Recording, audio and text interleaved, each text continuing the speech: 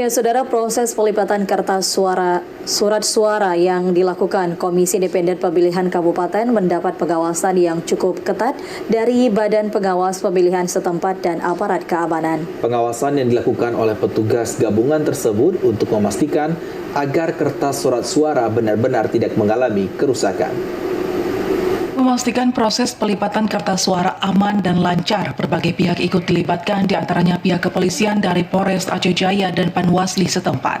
Hal ini dilakukan agar proses penyortiran dan pelipatan dapat berjalan sebagaimana semestinya, sesuai yang diharapkan. Adapun jumlah surat suara yang dilakukan pelipatan sebanyak 347.905 lembar dengan rincian DPR RI 68.581, DPRD Provinsi 68.581, DPRD Kabupaten Kota 72.581, Presiden dan Wakil Presiden 69.581, dan DPD RI sebanyak 68.581 lembar. Pengawasan dilakukan secara langsung di lapangan secara pergantian guna memastikan surat suara yang ada memiliki ketepatan secara jumlah dan kualitas, serta tidak ada masalah. Ketua Panwasli Aceh Jaya, Muhammad Afzal, menyampaikan dalam proses pelipatan kertas suara, pihaknya menerjunkan 3 petugas setiap hari. Mereka yang terlibat nantinya akan melakukan pengawasan dari proses pelipatan hingga petugas yang terlibat.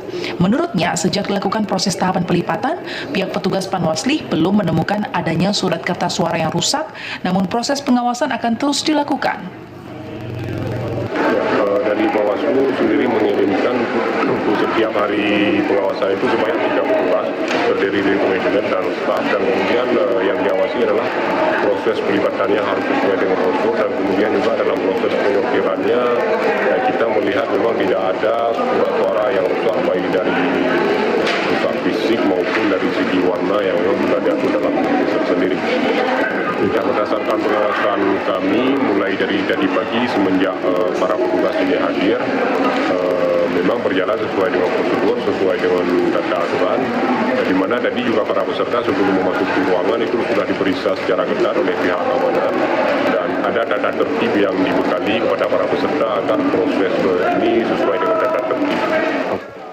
Panwasli juga berharap kepada pihak KIP agar proses pelipatan surat suara dilakukan sesuai prosedur sehingga berjalan dengan lancar sebagaimana yang diharapkan.